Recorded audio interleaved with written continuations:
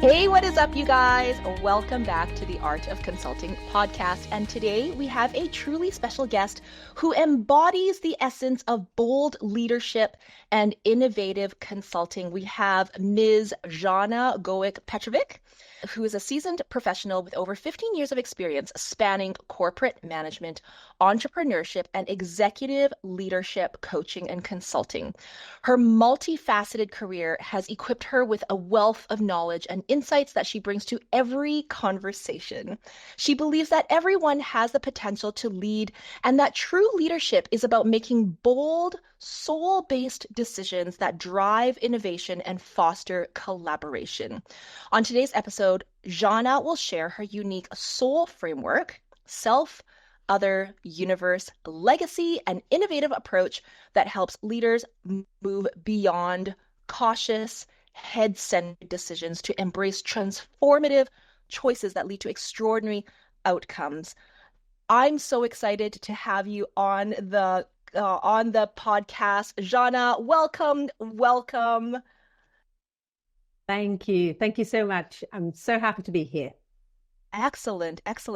And so you and in our introductory chat, you were sharing about the soul framework. So actually, before we get into that, can you share a little bit about the perspective in which you come from and what you do to help, and who you like, what kind of organizations do you help? Do you help individuals? Do you help leadership, etc.? Yeah, absolutely. So I always love to say I'm in a leadership development space, and there are different formats through which I bring that work, right? That can be executive coaching of individuals. It can be systemic coaching of teams. It can be leadership development programs and workshops. It can simply be a deep conversation like the one that we're having right now. So it's going to grow us, both of us, just the fact by being in this conversation. It can be a keynote speaking or writing books, which I believe it's a lovely way to be in such a large conversation with so many people that you don't even get to know personally. Right. But they do kind of stay in conversation with you as they're reading your book. I do work with organizations because my background is corporate. So today I love in my new life, as I love to call it, I love to be very close to organizations, not really part of the organizations from the inside, but being very close to organizations. I love to think I know the corporate pains, and also I truly believe that organizations have got a whole wealth of untapped boldness potential, and just by being in conversation with leaders and helping them with their own self-reflection, we can unlock some of that wonderful boldness potential and help organizations shape the world in a different way. Amazing. So, tell us about your soul framework. Like, how do you? Yeah. Go ahead. Yeah. So, when I was writing my book, I was just thinking about what is the best way to kind of describe or explain the leadership journey. And I was always impressed by this word bold, because it somehow it made me feel alive, authentic, liberated, right? And I always felt that we can truly feel bold in at the very core of ourselves, which is actually in our soul, right? But how do you bring that kind of conversation to organizational leaders? I'm kind of thinking, they would look at me and think, okay, tell us, what are you actually talking about? And then I realized I played with the word soul and realized it's a lovely acronym for 4 key playgrounds that leaders need to visit. They need to play their game in those 4 playgrounds. I love how you refer to them as playgrounds. Yeah, exactly. Because, even today I had a conversation with a leader, and he said, we can learn about leadership from books. We can learn about leadership from articles, but we can never really know what it means unless we just put ourselves out there, unless we just show up and we just lead in a context which may be completely different from what we read in books, and yet we're trying to do our best. And that's why I believe these are playgrounds, because we we are playing. We are hopefully playing to win, hopefully playing boldly, playing to collaborate, playing to create something new and better. And to be able to do that, we need to play in 4 different segments, or at least that's what I believe. Right. The first one being the self. So we need to explore ourselves. We need to confront ourselves. We need to disrupt ourselves. We need to innovate ourselves. You know, so many times to speak about innovating products and services, but I think we need to be speaking about self-innovation in the first place, because that will impact the way we innovate products and services. 100%. What does that mean though? Like how do you know that you've innovated yourself? Well, first of all, you know it because it doesn't feel comfortable. Because it feels very uncomfortable, because it starts with self-disruption, right? So it may be on a very in a very practical way. It may be that there's something I've believed all my life. I've believed it to be true. There's something about myself I believed to be true all my life, and then suddenly I realized, nope, it doesn't serve me any longer. There must be a different truth. There must be a different belief around who I am, who I can be, how I relate to people, how I create outcomes that matter, what makes me feel safe, what's more important than the sense of safety, what am I really here for, what's really my work. You know, all these things are lovely self-reflection questions that I don't think are super easy to answer. No, they're quite ambiguous still. And I dare say that I guess our definition of safety is not necessarily self-defined. It's been defined for us by our parents, by anybody who has like our schooling and any sort of labels. I know when I was bringing up well, I'm still bringing up my child, but when he was a toddler, we were very careful not to label him as, based on a particular behavior. So if he didn't, he was feeling a little bit out of sorts or timid to meet new people, we wouldn't say, oh, he's shy, right? Because that then sort of gives him that definition of being shy, whether or not he truly is. Maybe he wasn't shy. Maybe he just was lazy to like meet new people, right? That's different from being shy. I mean, it's such a beautiful example that you're sharing here, Kat, because that feels like if I keep telling you that you're shy, you suddenly start believing that as if it was the truth. That I have another example from my own childhood, which I obviously realized many, many years after, is that my mum, with all the good intentions, would keep telling me, oh, Zana, whatever you do, just be clever. And the way I understood that was play safe.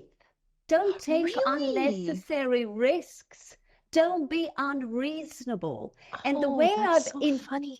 Yeah, and the way I interpreted that to myself was, obviously, clever people play safe. Clever people don't take unreasonable steps, right? They don't take risks. That's interesting. That is so interesting because clever, like the adjective, or what is it? Yes, adjective clever, or I guess an adverb, whatever, it could be interpreted however you want. Right? Exactly. But that was the way I heard it. That was the way I took it in. And that shaped me. Especially because of that deep assumption that kind of got seated in me, like clever people. So how do you know someone's clever? Well, they don't take unnecessary risks. But then going through life, what is an unnecessary risk? Right. And how many times do we compromise ourselves, like betray ourselves for the sake of staying safe? Like, I would really love to do that. I think that's the right thing to do. That's aligned with my integrity. And yet it feels risky. Yeah. Probably not super clever. I should stay away from it. Now, obviously, we're oversimplifying things here, but these are the beliefs that get 100%. Kind of offered to us. We take them as truth. There are probably some examples in our experience that do confirm that. because you'll see what you're looking for, right? You're looking for a certain proof, you'll find it. And that's how we start shaping the way we behave, what we believe, what we feel, how we behave. And eventually that shapes the outcome we get in Oh my life. gosh, you've hit it so that was just such an aha moment already. Like understanding self, because I think that if we have these particular little triggers, or not necessarily triggers, but like a checkpoint, Mm, like where does that self-definition come from? We can then say, this is what has been defined in my life as mm, me, and therefore mm, is sort of a starting point. Okay, so if I am now to disrupt me as a mm. person, I kind of need to know where I'm starting from. So I love, love, love how Yeah. you kind of shaped that. Yeah, yeah. And in other words, what you've just said again is super important. And that is self-awareness is a starting point. Mm. Because everything can change. We can change everything. And we need to know what we're starting from. So I need to know who I am to be able to explore who else I can be. Yes, 100%. I love that. I love that. So many of us, most of us, mostly all of us, hardly ever even take the time to understand where that starting point is. Yeah, Being that, doing that that those activities to become self-aware. yeah, So then where do yeah. we go from here? So obviously, so here we confront ourselves, and that's the Mm, first a key thing to do in leadership development, in becoming a better leader, in becoming a better person. But then mm, suddenly we realize, and obviously it doesn't go that linear, but for the sake of explaining it, we suddenly realize, okay, I'm not alone. There are other people around me. So whoever I am as a leader, I need to be in relationship with other people. mm, And then um, how am I in these relationships? How well do I relate? What's my definition of being in a relationship? Right? In my book, I speak about this radical connection. So I believe, or at least that's the way I've learned it. We are kind of wired to vote. Like I'm having this conversation with you, and I'm immediately thinking in my head, do I like you? Do I not like you? Do I like what you bring, mm, or I don't like what you bring? So I'm kind of voting. We constantly voting, right? Whether consciously or subconsciously. But if we rewired our brains to just think, what's a bigger wisdom we can bring together, right? How can we create something new and better through our radical connection? And that radical connection will include a lot of courage. It will include a lot of vulnerability. yes. It will include a lot of sharing of the truth. Mm-hmm, Sometimes it's a hard, loving truth, but mm-hmm, for the sake of calling forth somebody's brilliance, not for the sake of judging someone, right?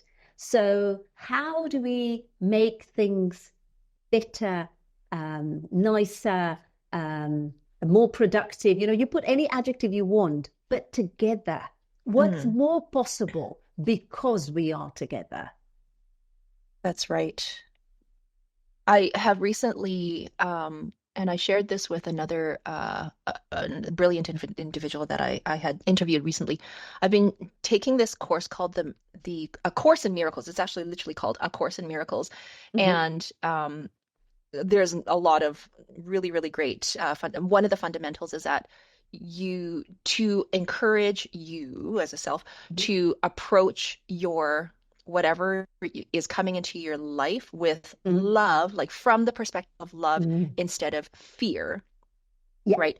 And so I feel like what you had just said, like relationships with people and voting, and I mean, we're all constantly, you're absolutely right. We're constantly thin slicing, you know, and making like tiny little micro judgments Yeah. about our Yeah. experience, Yeah. right? But when we can do that from different perspectives. We can do that from a place of fear where I am trying to protect myself, Yes. right? Or in what you've just said is that we can approach it with love in asking, what can we create together to Mm. bring out, I love how you said, bring out somebody's brilliance, Exactly. you know, Exactly. and it's Exactly. not just about you.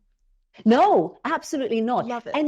And that takes a belief that everybody has got brilliance to Yes. bring, you know? So Yes. I'm going to make this now really practical, and I'm going to take it back to the organizational settings. Many of my clients struggle with feedback.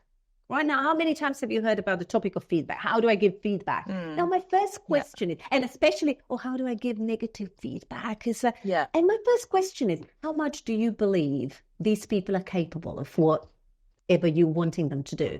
Mm. Well, I don't think they're capable of that. Well, then what's the way to bring I mean, how can you bring feedback in a way that's not going to be offensive, or that's not going to be, do you know what I mean? So Right. it's not feedback is not a matter of language. Feedback is first and foremost a matter of your belief in that person, how much Yes. you trust in their capabilities, or how much you see the gap in between what they have the potential to do and what they're currently doing. So how can you support them in closing that gap? Now, here we're speaking about feeling the compassion and at the same time bringing the truth and Yes. inviting someone into a bigger version of themselves. But if you Yeah. don't have that starting point, then no communication skill will help. That's right. That's 100%, 100%. And that's like, it's just, I love how you've just, it's so in line with what I've been studying in terms of like a approaching from the perspective of love Mm. as opposed to fear. I love it. Thank you so Yeah, much for that. yeah, yeah, yeah. And that's also bold, because that's a bold conversation, right? It's Mm, a, it's a, for it, sure. yeah, it's a bold conversation to come up to someone and say, "Hey, I see you can do much more. How can I support you? What else do you need? What are you ready to commit to?" Right? It's a courageous conversation that many times, unfortunately, we would love to avoid, because we do come from a place of fear, as you're Mm, saying, and then from that place of fear, we are prioritizing harmony at all costs, yes. or it eventually gets us in a very reactive place where we don't treat people the way we would need to treat people, with compassion, with love, and with respect, right? So Right. we can step into one of the extremes simply because we are actually stepping away from our authenticity and our innate boldness to have conversations which are not always super easy. Right. Right. And that's where that's the discomfort. Yes, yes, absolutely, absolutely. And then the next thing is staying with that discomfort within a system, right? Mm, I call it universe, which is a metaphorical term, if you like, for any system. It can be your team, it can be the whole organization, it can be your family. mhm, So as bold leaders, we need to be system aware, right? mhm. I need to understand the impact that I'm creating in the system. I need to understand how system is shaping me in return. I need to understand how all the players are interconnected in that system. I need to sense what change wants to happen. I Mm, need to sense what might be some bold conversations I want to bring to support that change. I need to understand how to and know and learn how to listen, how to ask, who to listen to. I need to have awareness of what are the voices we need to hear, yeah. right? To be able to understand what's the change that wants to happen. So that's a little bit of a systemic approach to leadership. Right. What does it mean to be uh, yeah, what does it mean to be a leader in a system? Yeah, 100%. So interestingly enough, when you were explaining about the universe and the system, that I liken that perhaps, in an organizational setting to the politics of an organization, right? Mm-hmm. But I really, really love how you broke that down into not necessarily, because when people say politics of an organization, it's very black box. Do you know what I Mm-hmm. mean? Like we don't know how, like at least to me, I don't it doesn't tell me how the system or the organization works.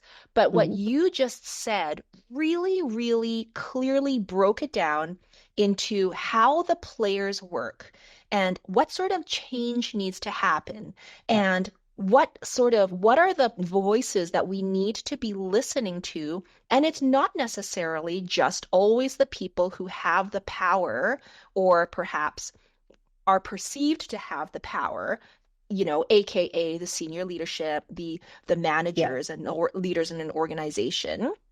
But I think my favorite phrase that you just said was, what voices need to be heard? yeah, And voices, the word voices in itself is very egalitarian. yeah, Voices is not just, oh, the CEO's voice or the my manager's voice. It is everybody who is participating in that universe, to use your exactly, terminology's voice. I love exactly. it. Exactly. And usually these voices are not alone. So Mm. if I'm hearing a perspective from someone, it's very likely that this is not just a perspective of that individual. They might have just taken a role of a spokesperson, if you like, Ah, right? And yes.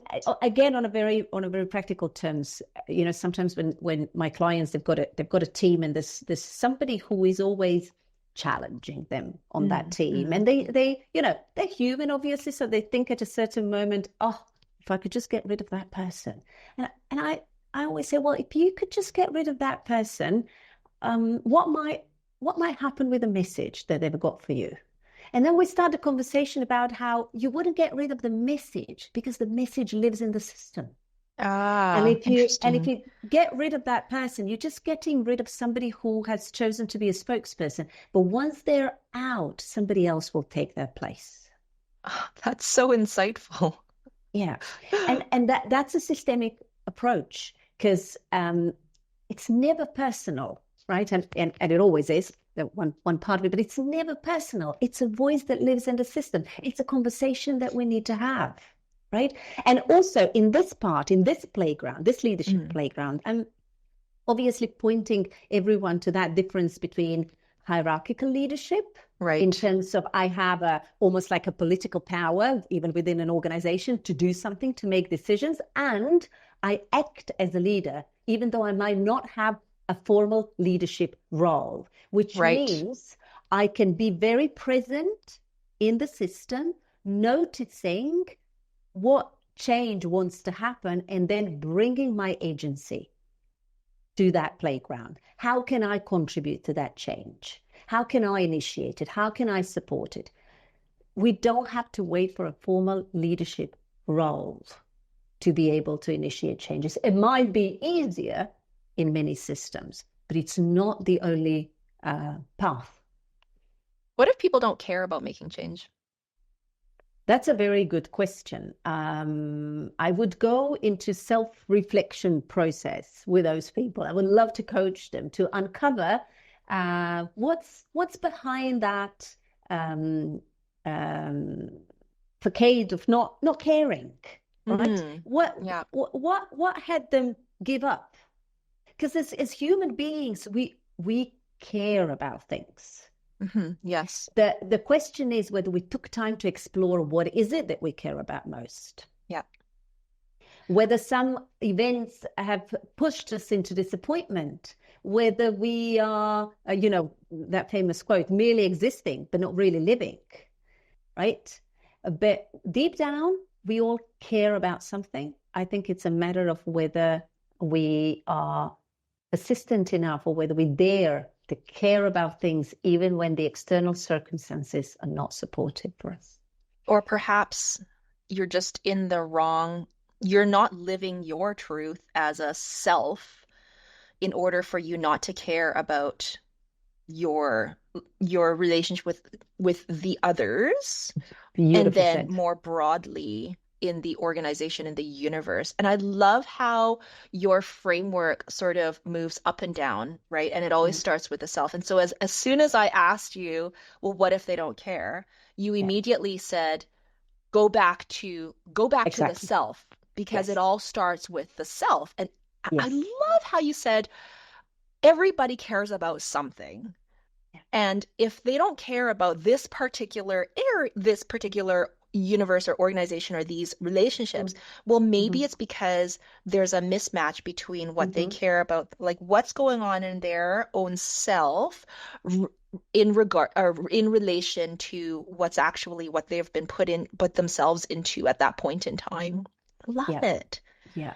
Yeah. And so that's And like a call to, go back to, well, what really makes your heart sing? exactly. Exactly. And that when I do my keynotes, that's very often the question I ask to the audience. What makes your heart sing? Why this industry? Do you really What ask people what what makes your heart sing? I love Yes, that. exactly in those words. Like, why this industry? What makes your heart sing in this industry? Why Yeah. not some other industry? Really think about that. Because if we're not thinking about it and if we're not conscious about the answer, then what does that mean? I'm here by chance? No, I don't want to be here by chance. I want to be here in this industry intentionally, knowing what my work is, knowing what my contribution is. I want to feel alive in the industry that I'm working in any job that I'm doing. What if they So just say, I'm just here to make the money? I would bring them back to self. And I would explore what is the money a metaphor for. When you say I'm Safety, just exactly like stability, of course. maybe, yeah, safety, stability, I don't know, independence, freedom, whatever. Yes. We would need to explore that. Mm. Money is not a value. It's not your value as a human value. But Right. what money means to you is Is the value. Yeah. Exactly. Yeah. That's so insightful. Because that's probably like if I were, and I've never really asked people this because I'm, what makes your heart sing? You know? Why are you doing this job? I would be inclined to say that if you ask a lot of people this, well, they'll be like, well, of course I need to make money, and being in this job allows me to use my skills to trade my time for money. Yeah. So there is a part of obviously of the existential safety, right? And our work is obviously linked to that. Our work provides certain existential safety. But the issue is obviously when we take it to extreme. If my work is only providing me existential safety, what happens with my spirit? What happens with my soul? It starts dying slowly. Yes. Yes. Right? Yeah. I would love to share a little bit of an anecdote with one of my husband's companies is that he operates a virtual assistance firm where, and virtual assistants, I mean, they come from various different countries. They're always remote, and they're always operating. I mean, at least his clients are mostly in North America and Europe, and so they're always remote, right? And generally, if you're a VA, your people don't necessarily, like your company doesn't necessarily develop you as an individual. You're just a set of hands. Like like it's literally a disembodied set of hands from some other country that is parachuted in to do a task, and it's very transactional. Right. And so there's no it's very, very one-dimensional. But what he's doing is he's actually building them up as individuals.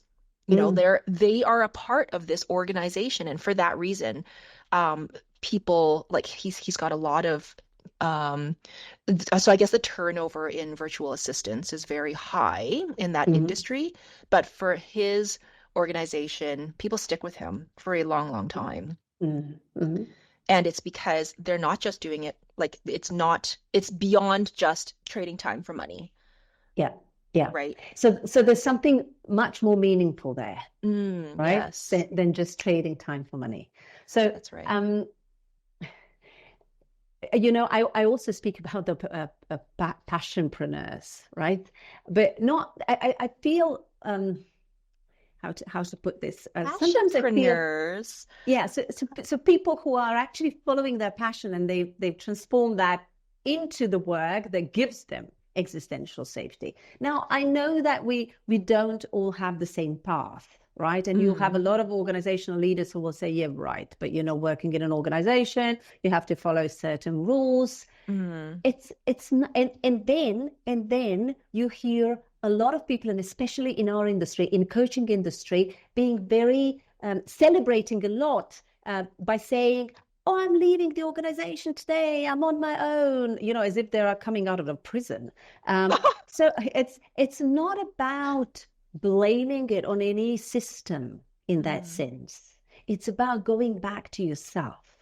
Because I can find my passion following my hobby. I can find my passion working for a big organization. I can find my passion being a one-man band in a small company. It's not about the system. I need to find it within me. And then obviously I will understand whether that system can or cannot support what I really want to create. So hopefully I will put in my boldness and courage to follow the path where I will be able to create outcomes that matter out of my passion. That's interesting. Go ahead. Yeah, but to just say, oh, that's not possible for me. It's not possible for me to. For me, that's a little bit of a victimhood.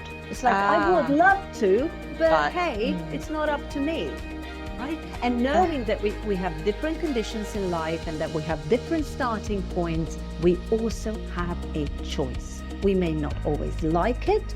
It may not always be easy or equally easy for all of us, but we do have a choice.